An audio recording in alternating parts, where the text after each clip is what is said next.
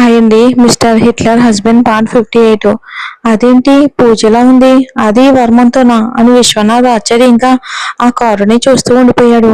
ఆయన చూస్తున్నారని మారన్ కూడా గమనించాడు. అయ్యో, ఈయన ఎందుకు ఇలా చూస్తున్నాడు?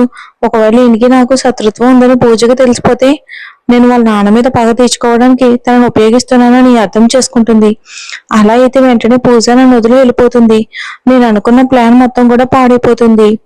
లేదు లేదు, ఇప్పుడే పూజకి ఈ విషయం తెలియకూడదు అని తన మనసులోనే అనుకున్నాడు మారన్. సిగ్నల్ గ్రీన్ అవగానే కారు వేగంగా ముందుకు తీసుకెళ్లిపోయాడు. కానీ విశ్వనాథ్ కూడా అక్కడే ఆగలేదు. వెంటనే అతను కారుని వెంబడించాడు.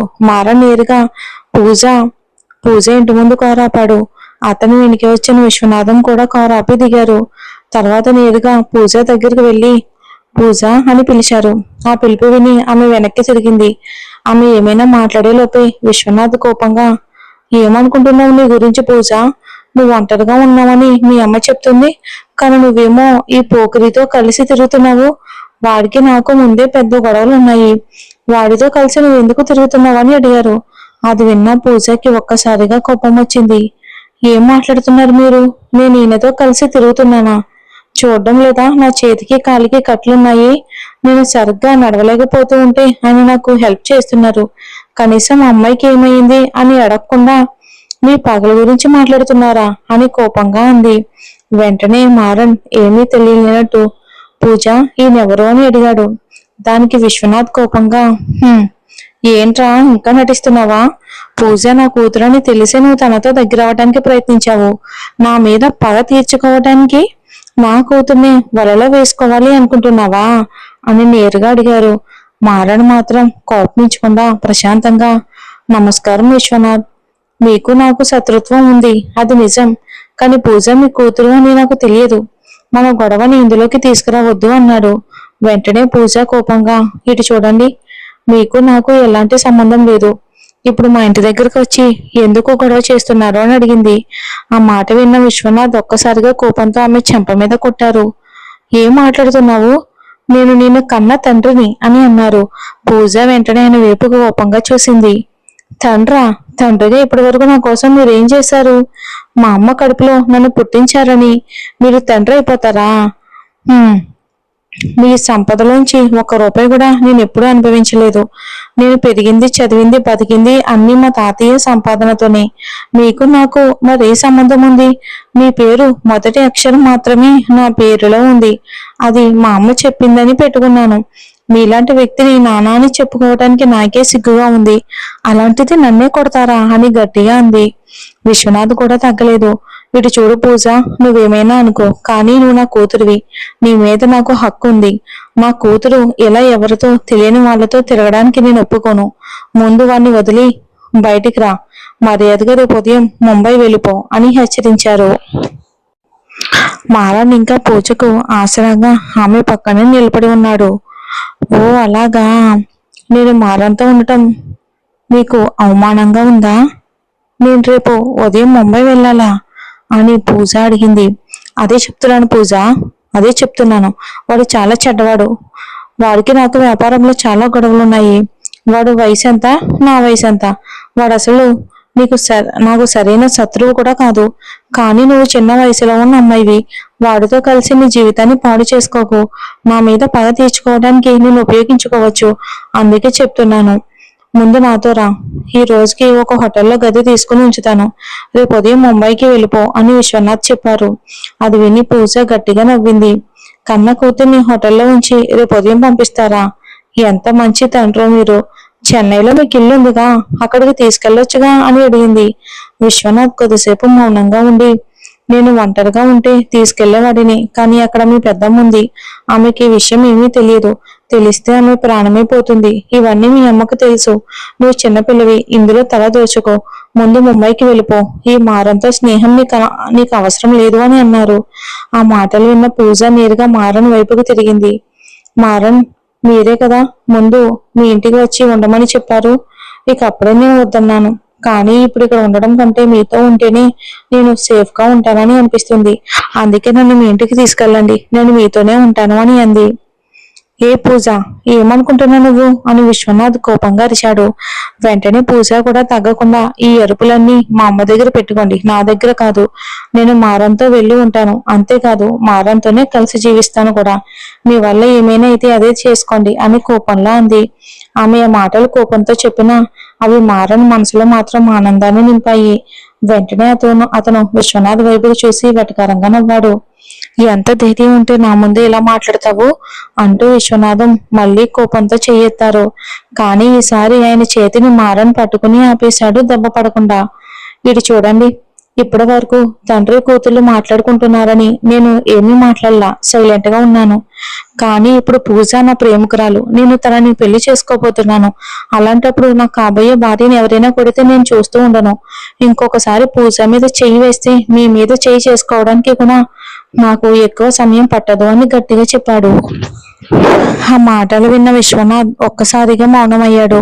నెమ్మదిగా తన చేతిని దించుకున్నాడు. ఆయన కళ్ళ ముందే పూజ మళ్ళీ మారన్ కారులోకి ఎక్కి అతనితో కలిసి వెళ్ళిపోయింది. ఇంకింటికి వెళ్ళిన తర్వాత వారిని స్వాగతించడానికి అక్కడ ఒకరున్నారు. అతను మారన్ ఇంట్లో వంట చేసే పెరిగే స్వామి. నెమ్మదిగా దిగు పూజ అని మారన్ ఆమెకు ఆసరాగా నిలబడి ఇంట్లోకి తీసుకెళ్లాడు. ఇక అమ్మా, పూజకు తాగడానికి జ్యూస్ తీసుకురండి అని ఆయనకి చెప్పారు.